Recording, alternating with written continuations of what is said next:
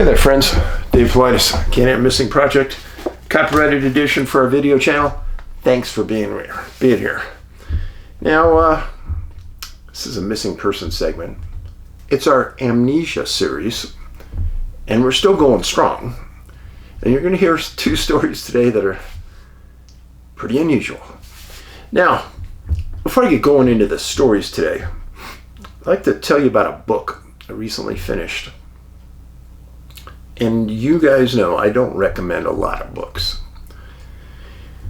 The Hunt for Skinwalker by George Knapp and Colin Kelleher, I've told you about many times. Great book.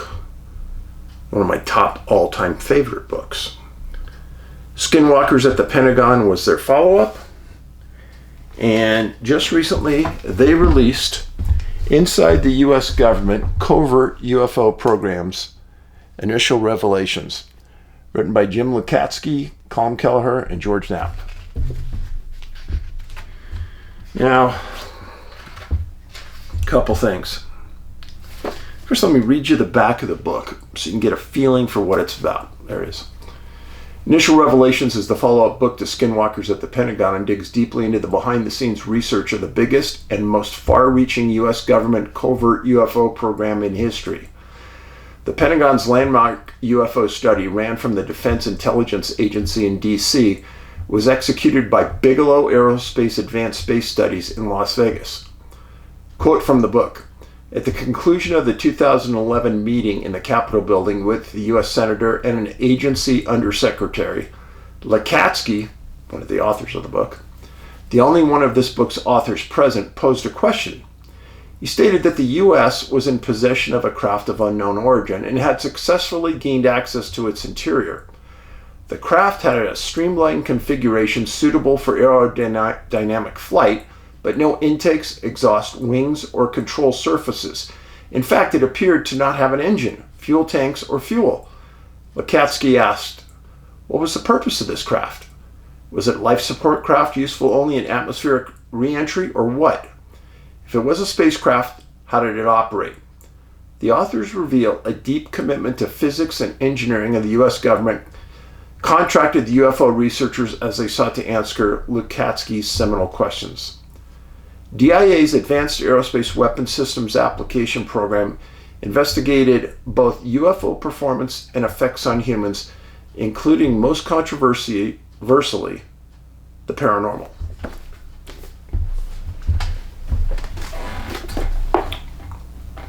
It's been quite a while now, I think about 5 or 6 months ago.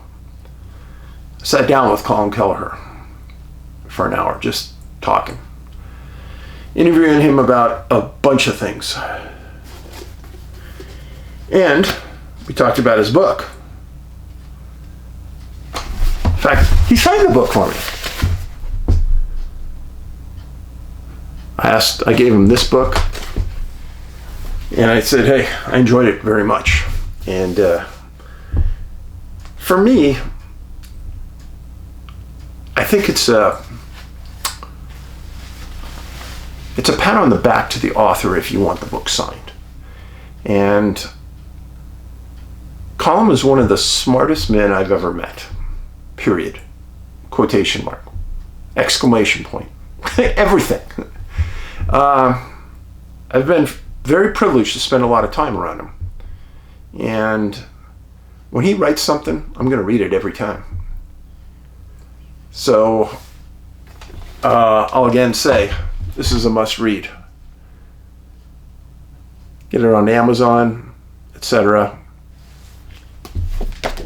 And thanks to Jim Lukatsky and Colin Kelleher and George Knapp for putting out another real good one. Now, back onto the Amnesia study. First of all, if you're new to this, I've spoke to the research team at Skinwalker Ranch, specifically Colin Kelleher, many times.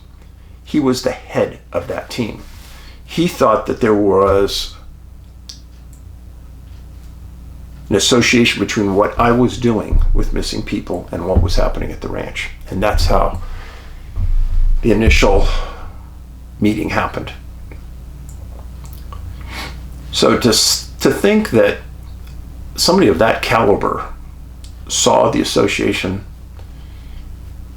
I was all ears. And again, something my mom told me a long time ago: Dave, you have 2 ears and 1 mouth. You should be listening twice as much as you're talking. And when I'm around smart people, I keep my mouth shut, my ears open. So, we're going to get going on the cases. First case involves a man named Chris Clawson, 38 years old, missing February 17th, 1939 at 6 p.m. in the evening in LaGrange, Indiana. He's German.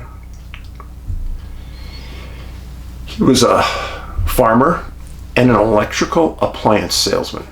It's kind of an interesting story that I read. Back then, electrical lines were not run everywhere in rural areas. And as the electrical lines were ran out to rural farmers, ranchers, etc., the people installing and owning the lines were smart, because they thought, well, we're going to be the first ones to get to these people. We should have a salesman selling them appliances that'll work off the electric. Brilliant. Chris was one of those salesmen. Not only ran a farm, but he also ran a team that sold to these farmers. He was married, lived in Kendallville, made a good living. On February 17th, he purchased a car at a sales center garage in LaGrange. At 6 p.m., he filled that car with gas at the Gulf Oil station in town. And he was planning to pick up his wife at 7:30. Chris never made it to pick up his wife. She ended up calling the police. Police got involved. They called the sheriff. The sheriff got involved, called the state police. And everyone was looking for Chris's car. Well, February 18th, that car was found in a church parking lot. The key was in the ignition. The ignition was turned on, and the gas tank was empty. And this happened 7 miles north of Logansport. Police gave an interview saying that they thought that the car was running until it ran out of fuel, and he'd left it running. In the car were his glasses and a suitcase that had some of the insides spread out on the seat. The sheriff said there was no indication of any violence associated with the car.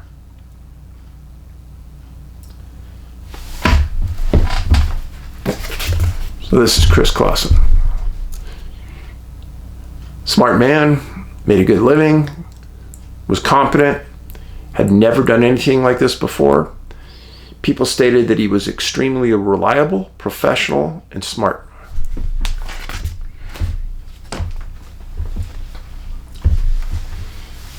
I always like to bring up these associations when I read about them. The car running and it ran out of gas. I'm sorry, it reminds me of an X-Files show. Especially it parked at a church. Always that church association with disappearances kind of gives me the willies. But he would never purchase a new car and leave it running. Nobody would. So, you know something is weird. Well, February 19th, organized searches were done of the fields around the car. State police and county sheriffs were working the case. His wife had reported him missing, was really concerned. This was not like her husband. He had responsibilities at his farm and at the team that was selling appliances. He was not a naturalized citizen, and people didn't think he'd leave the country, but other people said, oh yeah, he's going to leave the country and go back to his home country. The other theory was that he picked up a hitchhiker, he was knocked over the head, and he's buried or he's out in a field somewhere dead. The police answered most of those questions and thought they were all nuts. There was no evidence of any violence. There was no blood. He just disappeared. February 20th, organized searching continued. They blocked off, and some people went north, other people went east, some went south, some went west. And it was fairly well organized, and they covered a lot of ground.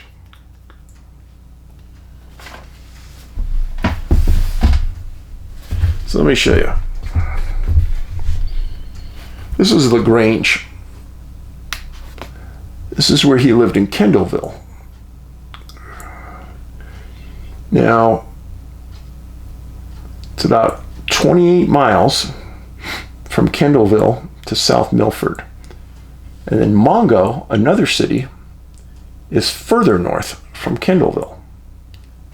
But this is all within, say, 60 miles. So you kind of got a feeling what we're talking about here. Now, why are we talking about Mongo? Sitting right next to the biggest body of water in its area.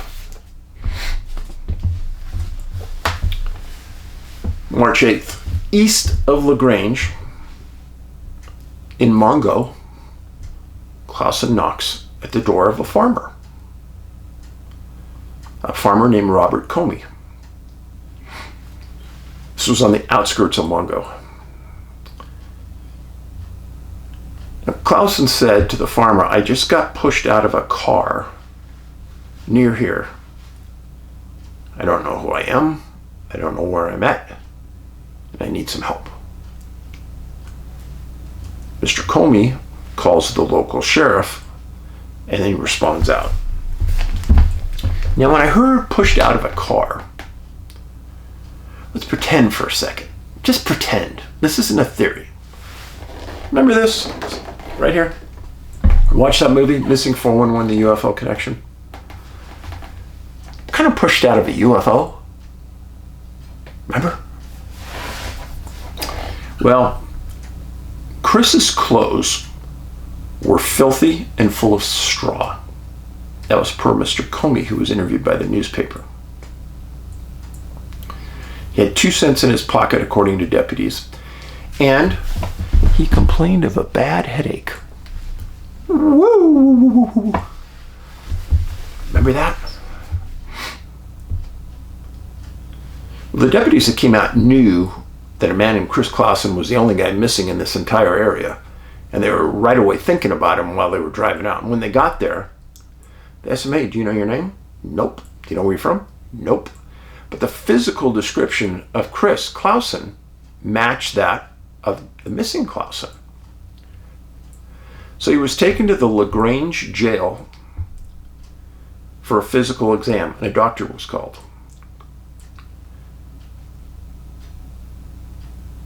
The doctor and the deputies talked and said, "Yeah, this must be Clausen. Let's get the wife down here for a positive ID." She comes down, she goes, "That's my husband. He's filthy, he's dirty, he's got torn up clothes. He doesn't recognize anybody, but yeah, that's my husband." He had no marks of violence on his body, per the sheriff.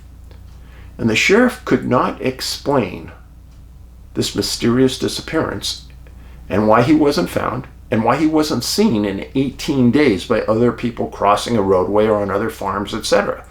They had no idea how he survived because no other people reported anybody coming to their door and asking or getting food.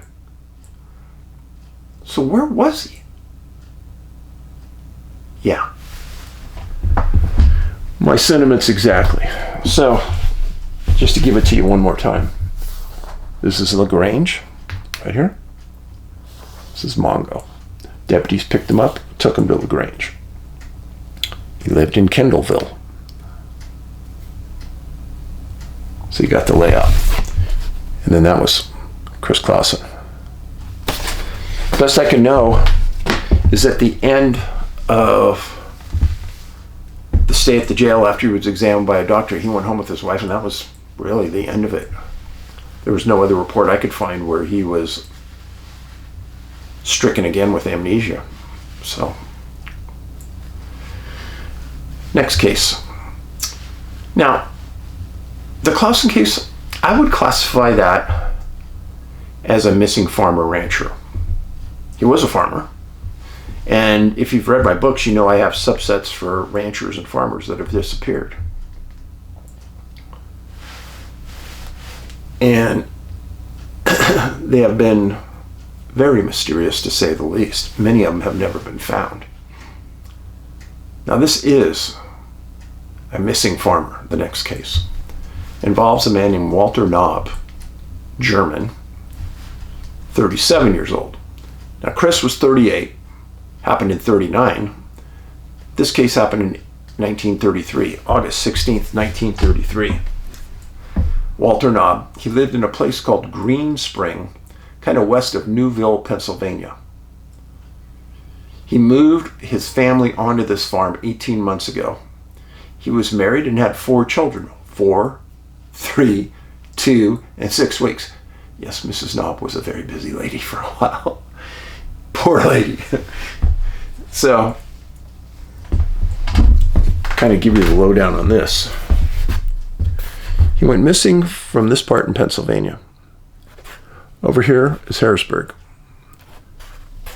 And then you got Carlisle and his home right here. All right? Pennsylvania. I've stated many times, Pennsylvania in its state is a cluster in and of itself of missing people. So many missing people, it's bizarre. Bizarre. That's all I can say. Well, he was a farmer, and he owned what's called a watercress, C-R-E-S-S business, watercress. Do you know what those are? You should. He marketed his business in New York. He was a smart man. And it is marketed, and it still is today, advertised as one of the healthiest vegetables you can have. Watercress. Well, August 16th, 8:30 p.m. It had been a long, hot, humid day. And Walter was sitting and sleeping in his kitchen chair. 8:30 at night.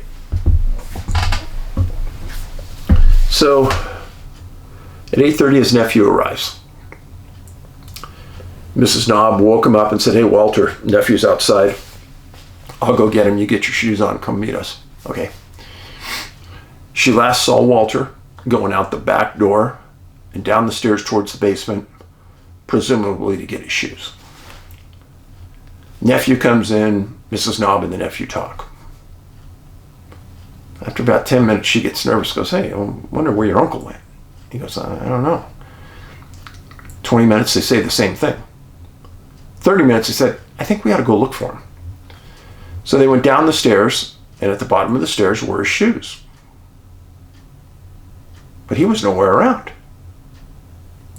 So the nephew and Mrs. Knaube start searching the yard and the farm, calling his name, yelling for him. Everyone's really nervous. Nothing. The next morning, August 17th, 8 a.m., Mrs. Knaube calls Newville Police, closest police department. They respond. They search the house and the yard. They take a report. They ask her, "How many times has this happened before?" "Happened before? No, never. He works hard every day. He's a good businessman. We have a good living. We have people that work for us." No. Well, the Newville police, after a day searching, leave. They go back. They contact the local district attorney's office for the county, who called the Pennsylvania State Police and got them involved. They contact Mrs. Knaube again. We were putting out a all points bulletin for him. What was he wearing? And she said he was wearing just a light shirt and long pants, no shoes, no socks. That was it.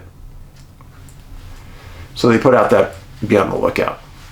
The next day, August 19th, 50 searchers led by Newville and state police show up at the Knaube property, and they searched the farm and the surrounding properties that day. The detectives questioned Mrs. Knaube. "You guys have some serious financial issues?" No, none. We're very comfortable. We have a good life. Do you have any family issues? None. Got 4 kids. We're happy. We're healthy. Everything's good. Police are dumbfounded. They have no idea what's going on. August 20th and the 21st. Each day the searchers got more. They got more people involved. The courts in the local cities closed, and all the court employees assisted in the search. Detectives went out to the outlying areas, and they interviewed people at intersections, thinking maybe they've seen something. Talked to local farmers, possible witnesses. Nobody's seen them walking around. Nobody's strange walking through their farm. It's like he's gone. Now remember, Mrs. Knaube had 4 kids, very young, who took all of her time. And she had a farm to run. Now, he'd been gone from the 16th, and now they're on the 21st. That's serious time away from the farm. Nobody would do this voluntarily to their family in a right frame of mind. And she said her husband was an absolute straight arrow, didn't drink a lot, etc. You know the type, hardworking farmer. Well, August 21st, early in the morning. So the searches went on through the 18th through the 20th. 21st, people start showing up again. And at 9 a.m., Walter walks in the front door of their house. He's filthy. He's in very weak condition. His wife said it was like looking at a ghost. Couldn't believe he was alive. Where have you been? I don't know. Where'd you get those slippers you're wearing? And he tells the story. It says the morning of August 20th, he's walking through the woods, and he hears the whistle of the Reading Railroad train passing through the area. And that whistle woke him up out of a daze. He said he walked to a clearing to get his bearings, and he could tell he was about 10 miles from home. On the way back, he stopped at a farmer's house he didn't even know. And he said, I don't know who I am. I don't know where I'm at. Maybe you could point me in the right direction. Could you spare a pair of shoes? And this farmer gives him a pair of old slippers and serves him a meal. He couldn't remember the name or the location of the farmer. The best of his knowledge, he couldn't remember anything from the day he opened the door to the home and started to walk downstairs. I don't really care who you are. Nobody in their right frame of mind is going to walk through the woods of Pennsylvania in bare feet. Nobody. To think that Walter walked down those stairs and just walked into oblivion, I don't believe it. I'm sorry, I don't believe it. So what happened? Have you been following these stories? Now I've given you 2 different people who had no obvious injuries per the doctor. And a physician did look at Walter, came to his house, said he had no visible signs of injury. He had never had amnesia before. He had never disappeared before. And he had no health conditions that the physician could identify. And Walter said that in his life he had always been pretty healthy, the best he knew. Well, his wife said that, I'm sorry. His wife said that. The physician told his wife that he hoped with time that the memory would come back. He had sufficient memory at the time that he knew where he lived and he knew his wife, but the period of time that he was gone was blacked out. I think that's pretty interesting. I also think it's fascinating that this 1930s time period has a lot of these cases. And if you look into history, from like 1940 to 1946, there's a lot of things that happen in the paranormal UFO world. Look into it. So, in my humble opinion, it's almost as though I'm not the sharpest knife in the drawer. There were enough of these cases that I tend to believe that our government was looking into this. And maybe they were starting to put the pieces together. Maybe? I don't know. But as I stated before, Pennsylvania had the longest stretch of missing children out of any state, anywhere I've ever researched. And in Missing 411 Eastern US, I chronicled that. They were bang on, dead on, missing 411 cases, very similar to Walter's. Now, one thing Walter never did, or was never printed, is that he never complained of a headache. But Chris Clawson did. I think that's a key point. You know, what is it about this that causes these people to have these headaches? Is it a transition from one place to another? Is it a change in pressures? Is it something physically that's done to them while they're gone that they don't know? I have no idea. But those are the small little indicators that are important. Now again, both these men, highly productive members of society. Walter Knaube owned a farm that employed people. That's very rare in the 1930s. Chris Clawson was not only a farmer, he was also an appliance salesman who had people working for him. These are not people that others would think were derelicts, down and out, bums, etc. And that really continues on the Missing 411 path of what I've stated all along. That profile stays intact. Now, a lot of people have said, well, Dave, on this Amnesia series, what about people that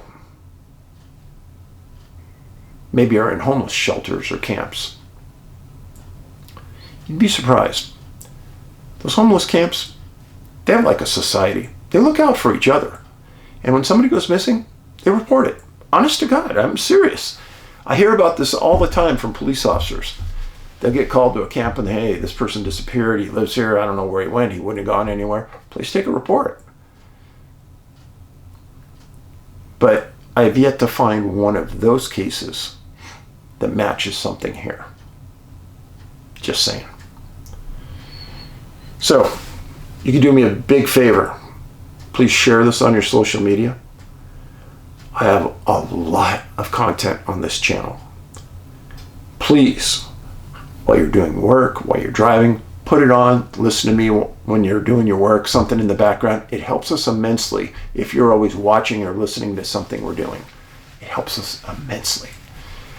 And if you've been unsubscribed or if you haven't been notified about what's going on this channel, a new video, etc., please put it on the comments on this video. I'd like to know. In the meantime, I honestly believe this is the kindness revolution. We need to be kind to each other. We need to take care of each other. It doesn't cost anything to smile at someone, open a door, help somebody in need. Thanks for being here. Paulides out.